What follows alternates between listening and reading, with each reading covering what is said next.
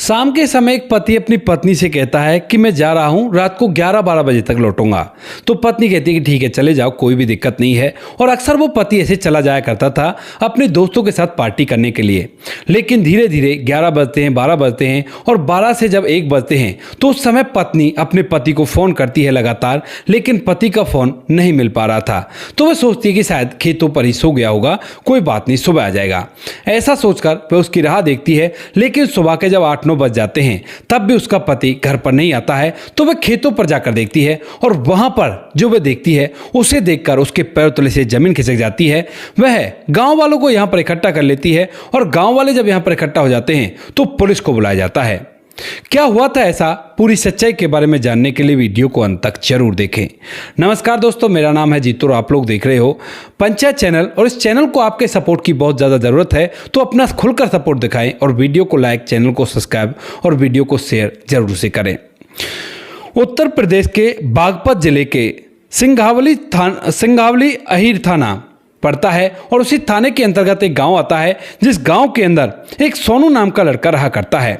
सोनू, जिसके घर में उसके माता पिता हैं, भरा पूरा परिवार है और वह अपने पिता की खेतीबाड़ी में मदद किया करता है और इधर उधर छोटे मोटे काम करके अपने दोस्तों के साथ हंसी खुशी जीवन व्यतीत कर रहा था।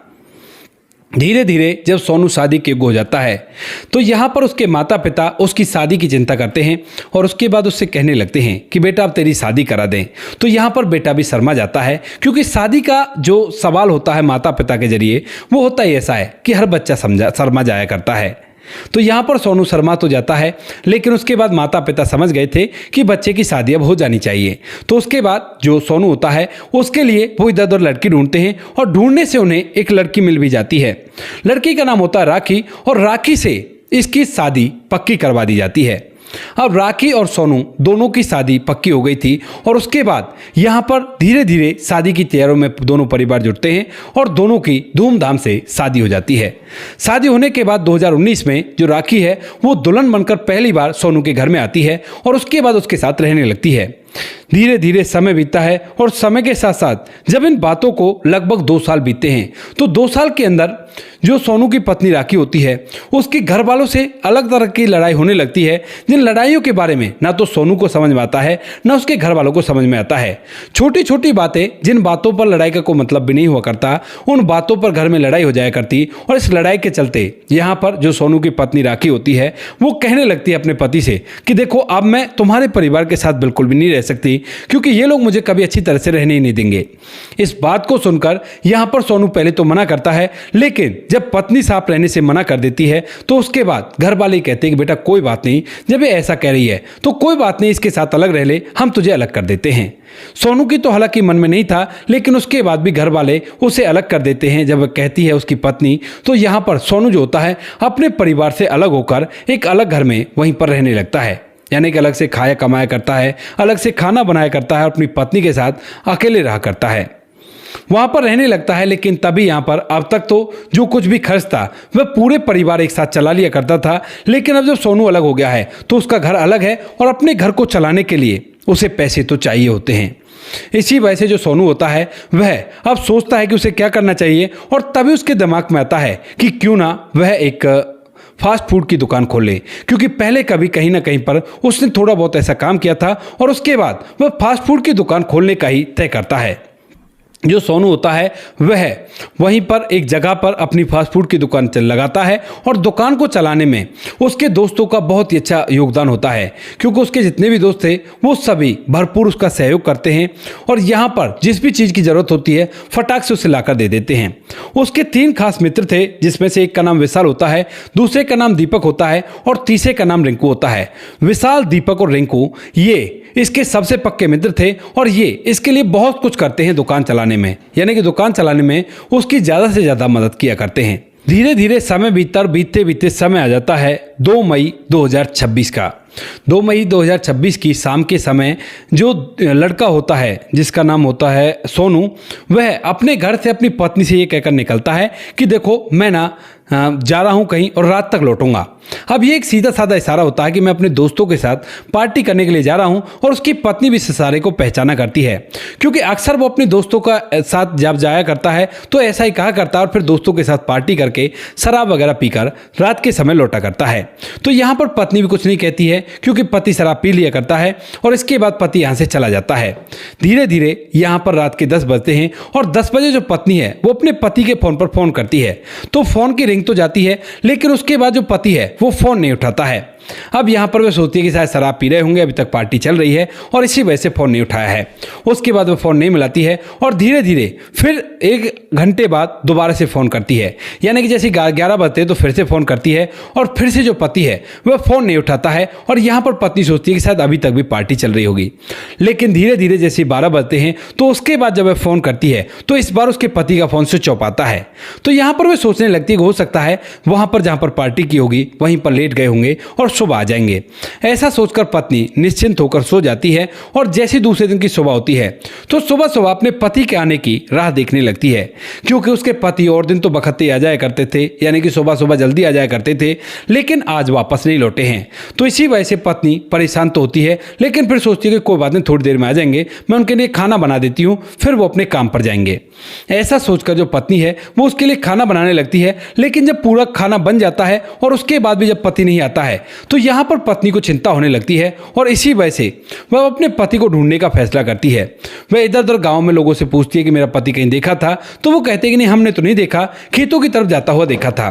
तो इसके बाद जो राखी होती है वो सोचने लगती है कि शायद खेतों पर ट्यूबवेल पर ही शराब पी होगी और वहीं पर लेट गए होंगे, तो चलो वहां से बुला लाती हूँ। ऐसा सोचकर जो राखी होती है वह वहां पर जाती है, लेकिन जैसे ही ट्यूबवेल पर जाकर देखती है जहां पर कमरा बना हुआ था तो वहां पर एकदम से वह बहुत जोर से चीख उठती है, क्योंकि यहाँ पर उसके पति की बॉडी लहूलुहान हालत में पड़ी हुई थी और चारों तरफ ब्लड ही ब्लड पड़ा हुआ था।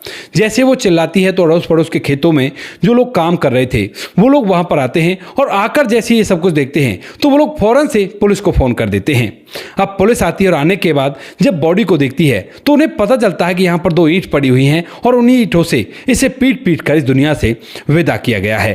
तो पुलिस वाले बॉडी का पंचनामा करते हैं और पंचनामा करके उस बॉडी को पोस्टमार्टम के लिए भेज देते हैं। अब तक यहाँ पर जो सुमन के ससुराल वाले थे, यानी कि जो लड़के का नाम सोनू होता, सोनू के जो घर वाले थे वो लोग भी यहाँ पर आ गए थे और ग्रामीण लोग भी इकट्ठा थे।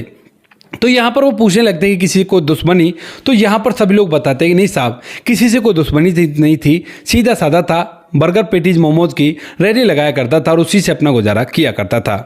तो यहाँ पर जो पुलिस वाले होते हैं वह उसकी पत्नी से पूछताछ करने लगते हैं, पूछते कि ये बताओ तुमने आखिरी बार उसे कब देखा था। तो यहाँ पर पत्नी पूरी बात बता देती है कि सबसे लास्ट में मैंने उसे रात के समय देखा था जब वह घर से निकला था, ये कहकर निकला था, और मैंने इस तरह से ये सब कुछ किया है। तो यहाँ पर जो पुलिस वाले होते हैं अब समझ जाते हैं कि शायद किसी न किसी का उसको फ़ोन आया होगा और उसी वजह से सब कुछ हुआ है। तो उसके बाद जो पुलिस वाले होते हैं वो उसकी कॉल डिटेल निकालते हैं और कॉल डिटेल निकालने के बाद उनके सामने एक ही नंबर आता है, जो नंबर किसी और का नहीं, विशाल का था। अब यहाँ पर जब विशाल का नंबर उनकी आंखों के सामने आता है तो जो पुलिस वाले होते हैं फौरन से विशाल को पकड़ते हैं और उससे पूछने लगते हैं कि भाई तुमने फ़ोन किया था, फिर तुम्हारे पास आया और तुम्हारी लोकेशन एक साथ भी बोल रही है। तो उसके बाद यहाँ पर जो विशाल है वो बात को इधर उधर करने की कोशिश करता है। पहले तो वो मना करता है, कहता है कि नहीं, मैं उसके पास आया ही नहीं, वो उससे मिला ही नहीं, फ़ोन तो किया था, मेरा दोस्त है, मैं फ़ोन करता रहता हूँ। लेकिन उसके बाद जब पुलिस वाले कहते हैं कि भाई देखो हमने तुम्हारी लोकेशन निकाल ली है, तो उसके बाद वह टूटता है और टूटने के बाद कहता है कि साहब मैंने अकेले नहीं, मेरे 2 दोस्त और मेरे साथ हैं। तो पुलिस वाले पूछते हैं कि कौन कौन, तो वह बताता है कि दीपक और रिंकू।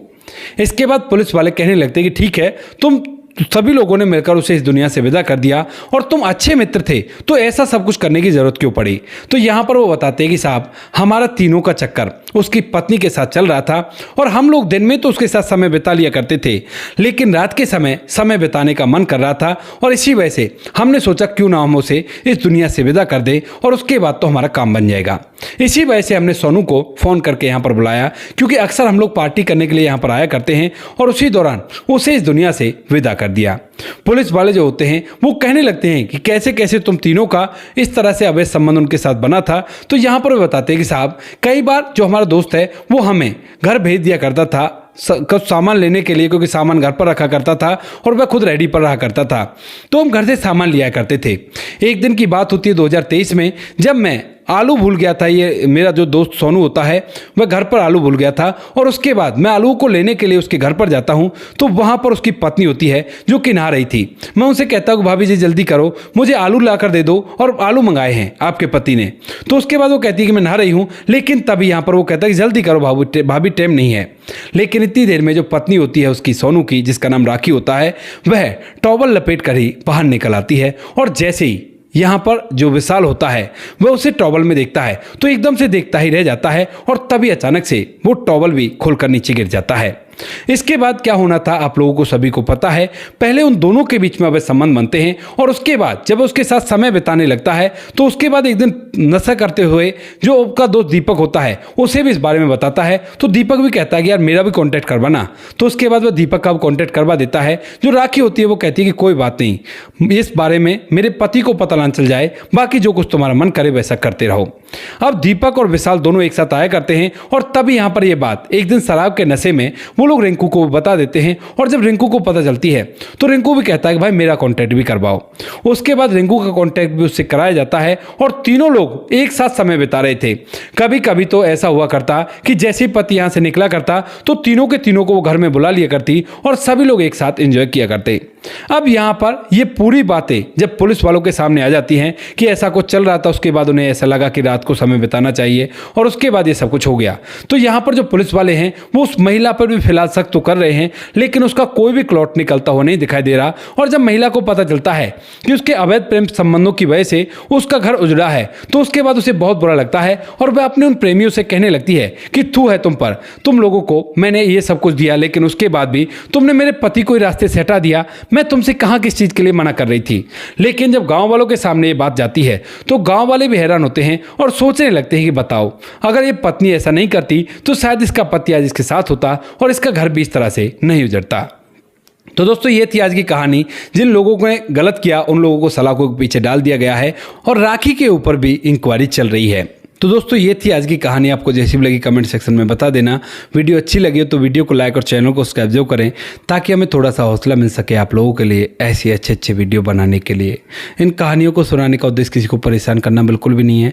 ये कहानी आपको इसलिए सुनाई जाती है ताकि आप लोग इन कहानियों में से कुछ ना कुछ सीख सको और अपने जीवन में उस चीज़ को अप्लाई कर सको।